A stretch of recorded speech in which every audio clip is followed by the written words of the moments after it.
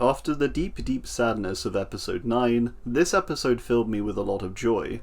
A strange shift from the usual paranoia we feel when on board with Gene. For the first time ever, I felt more comfortable watching him over Jimmy. I think it did feel like a very odd tonal shift though. We were taken from maybe the show's darkest moment, and we were thrown into this almost whimsical heist episode, filled with many comedic actors. It was also jarring, I think, because of the scope we shifted from, and also the unfamiliarity of the whole episode. In this episode, we focus solely on this very tight Nebraska storyline, with a small cast of characters and set number of locations. I think that scope honing in though is quite intentional, an indication of Gene's very small, cold world. With that said, there was a pleasant warmth to this episode, a familiar feeling that may remind you of the earlier seasons of the show, where times were simpler. Nippy was the title of this episode, a bit of a curveball, with it ending up being the name of Gene's non-existent dog that he pretends to have lost to get talking to Jeff's mum. This episode, I think, isn't so much about the return to Saul Goodman, but instead the rejection of him.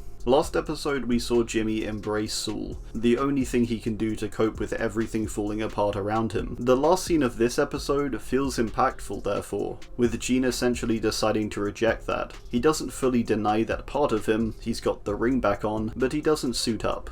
It's almost like the best of both worlds. I think that's somewhat what the missing dog of Nippy is meant to represent, is this lost person we currently see in Gene. This unsure identity he's currently living. It's almost like a Missin Jimmy poster. We aren't quite sure how much of Saul there is in there, how much of Jimmy, how much of Slippin' Jimmy, and how much of the weathered down Gene. I don't know, maybe that's a bit of a silly connection, but I feel there's something there. We see Gene before us, but we don't know which parts of him are intact.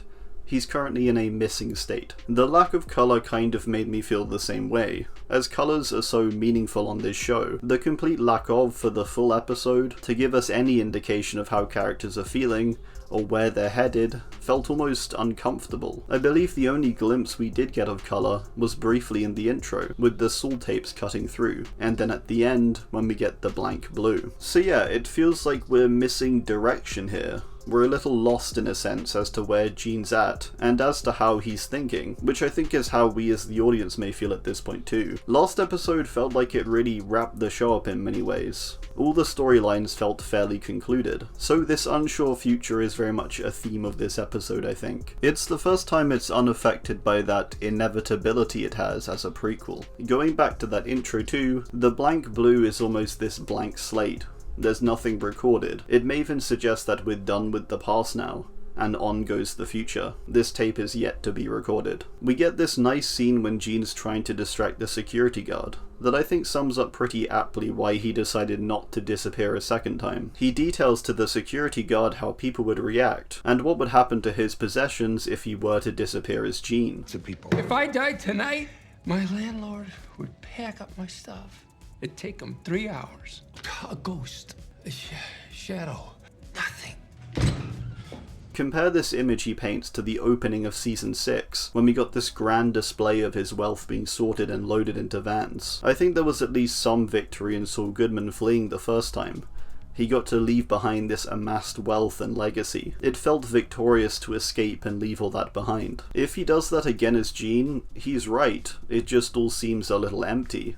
That first time he escaped, he became a shadow of his former self. If he does it again, he's what?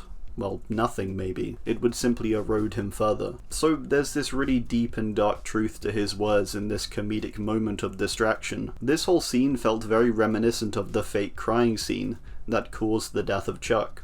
That scene where Jimmy goes to the insurance firm and gets Chuck's rates up as some petty revenge. It may also be why he has that small hesitation before mentioning his dead brother. My brother.